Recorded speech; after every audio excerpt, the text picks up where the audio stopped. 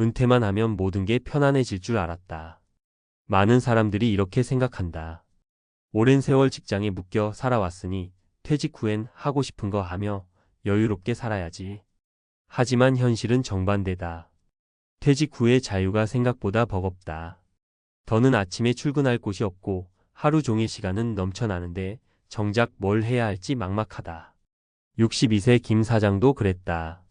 그는 30년 넘게 한 회사를 다니며 영업부서에서 임원 자리까지 올랐다. 일에 미쳐 살았고 실적 압박 속에서도 늘 최선을 다했다. 그렇게 58세에 명예퇴직을 했을 때 그는 내심 기대했다. 이제야 진짜 내 삶을 살 수 있겠구나. 하지만 현실은 달랐다. 퇴직 후 5년 동안 그는 그야말로 방황했다. 할 게 없다는 게 이렇게 괴로울 줄 몰랐어요. 그는 몇 번이나 친구를 만나고 여행도 다녀봤지만 결국 집에 돌아오면 허무함이 밀려왔다. 젊었을 땐 일이 곧 삶이었는데 이제는 나라는 존재 자체가 희미해진 기분이었다. 그러다 문득 깨달았다. 내가 나를 위해 해온 게 없었구나.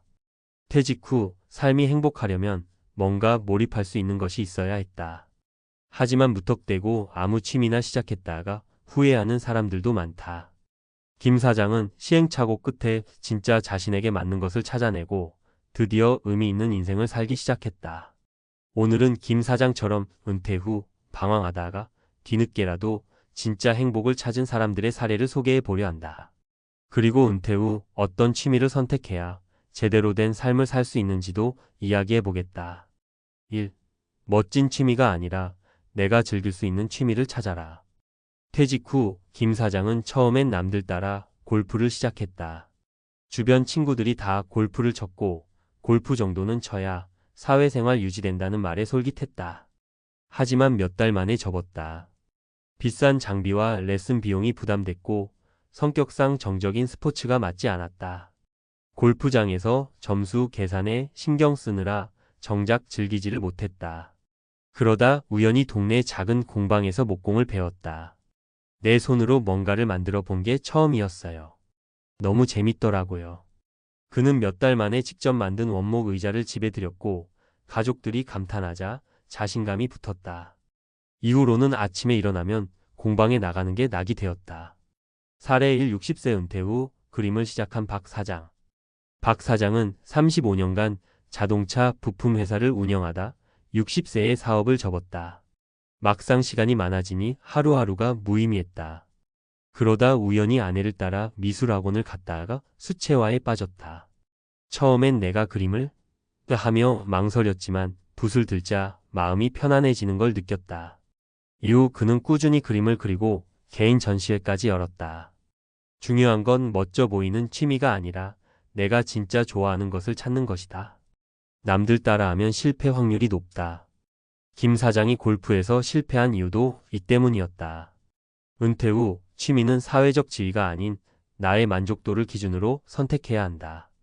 2. 돈이 되는 취미 vs 돈이 드는 취미 어떻게 고를까? 김 사장은 퇴직 후 투자에 관심이 생겨 주식과 코인을 공부했다. 하지만 오히려 스트레스만 늘었다. 하루 종일 주가를 보느라 마음이 불안했고 몇 번의 손실을 본 뒤 결국 손을 뗐다. 그러다 주변에서 네이버 스마트 스토어 해볼래? 라는 말을 듣고 온라인 창업을 시도했다. 처음엔 어렵고 복잡했지만 직접 배운 후 소소한 수익이 생기자 재미를 느꼈다. 이제는 자신이 만든 목공 제품을 판매하며 소일거리를 삼고 있다. 사례 2. 57세 퇴직 후 블로그 수익을 내기 시작한 김 부장. 김 부장은 IT 회사에서 퇴직한 후 집에서 가만히 있다가 유튜브를 보고 블로그 운영을 시작했다. 처음엔 이게 돈이 될까? 싶었지만 꾸준히 글을 올리다 보니 수익이 발생했다. 이제는 자신의 여행 경험을 바탕으로 콘텐츠를 만들고 매달 수익을 얻으며 즐겁게 살고 있다. 은퇴 후 취미는 돈이 되는 것도 좋지만 지나치게 돈을 벌려고 하면 스트레스가 될 수 있다. 소소한 수익이라도 즐겁게 할 수 있는 일을 찾는 것이 핵심이다. 3. 은퇴 후에도 사람들과 연결될 수 있는 취미를 찾아라. 김 사장이 가장 힘들었던 건 혼자 있는 시간이었다. 회사에서는 매일 사람들과 대화하고 회의를 했지만 퇴직 후엔 그럴 일이 거의 없었다. 그러다 보니 점점 우울해졌다. 그러다 공방에서 함께 작업하는 사람들과 이야기 나누면서 다시 활력을 찾았다. 사례 3 65세 퇴직 후 합창단에 가입한 이 과장. 이 과장은 원래 음악과 거리가 먼 사람이었다. 하지만 은퇴 후 우연히 동네 문화센터에서 합창단을 모집한다는 걸 보고 참여했다. 처음엔 부끄러웠지만 노래를 부르며 스트레스가 풀리는 걸 느꼈다. 무엇보다 함께 연습하며 동년배 친구들을 사귀게 된 것이 가장 큰 수확이었다.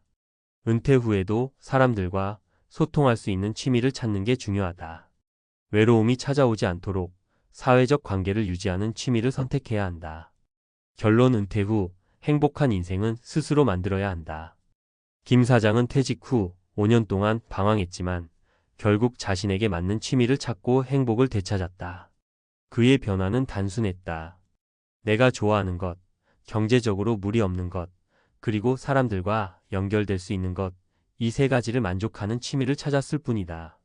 이제 당신 차례다. 은퇴 후 방황하고 있다면 남들이 하는 취미가 아닌 진짜 나에게 맞는 취미를 찾아야 한다. 지금이라도 늦지 않았다. 김 사장처럼 뒤늦게라도 인생을 다시 설계할 수 있다. 이제 당신의 은퇴 후 인생을 바꿀 취미를 찾을 시간이다. 은퇴 후 취미로 끝낼 것인가? 인생 2막을 위한 새로운 도전. 김 사장은 이제 취미가 단순한 시간 때우기가 아니라 삶의 의미를 찾는 과정이라는 걸 깨달았다. 단순히 목공을 배우는 게 아니라 자신의 손으로 뭔가를 만들어내는 기쁨을 누리고 이를 통해 삶의 주체가 된 느낌을 받기 시작한 것이다. 그런데 여기서 중요한 질문이 하나 떠올랐다. 이걸로 진짜 나의 인생 2막을 만들 수 있을까? 많은 은퇴자들이 취미를 시작하지만 대다수는 오래가지 못한다. 왜일까? 그 이유는 바로 목표가 없기 때문이다.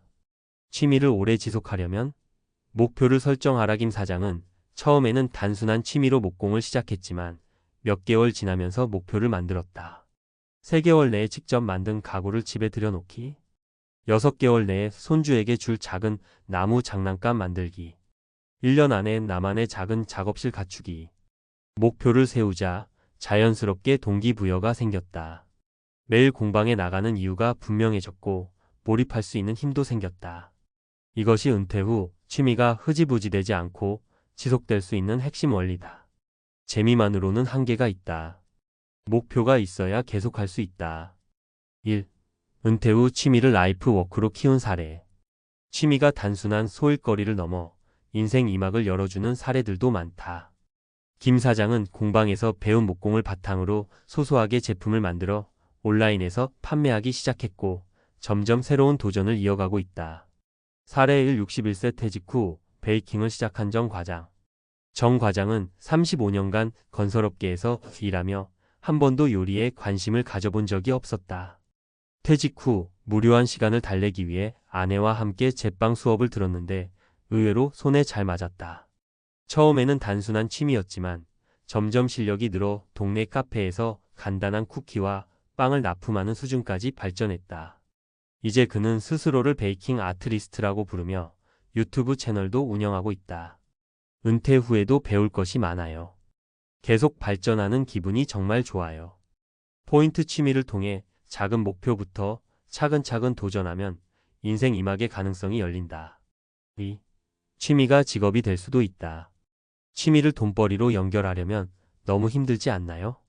이런 고민을 하는 사람들도 많다. 하지만 요즘은 취미를 수익으로 연결하는 방법도 무궁무진하다.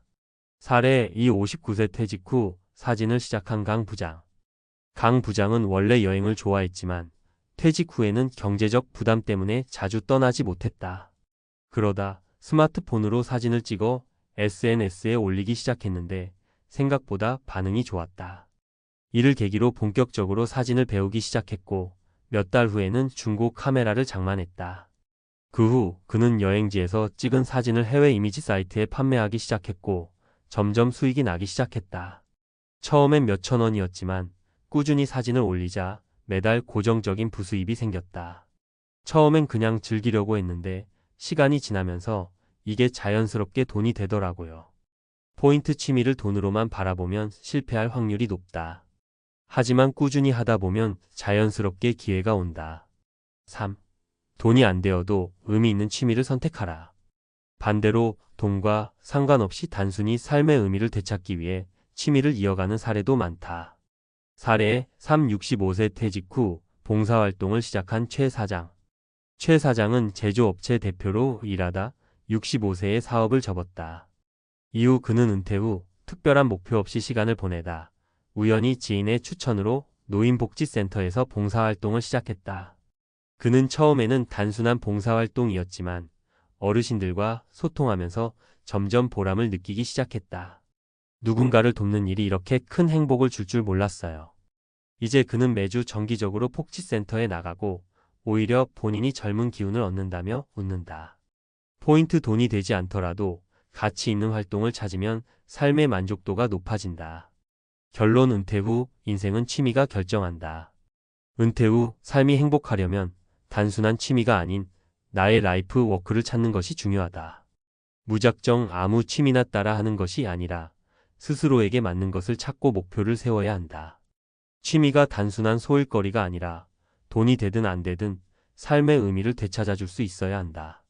김 사장은 목공을 시작하면서 단순히 무료함을 달래는 것이 아니라 새로운 인생을 설계하는 과정을 밟고 있다. 은퇴 후 방황하는 당신, 이제는 무엇을 할 것인가? 지금이라도 늦지 않았다. 지금부터라도 나의 취미를 제대로 찾아야 한다. 그 취미가 결국 당신의 은퇴 후 인생을 결정할 것이다.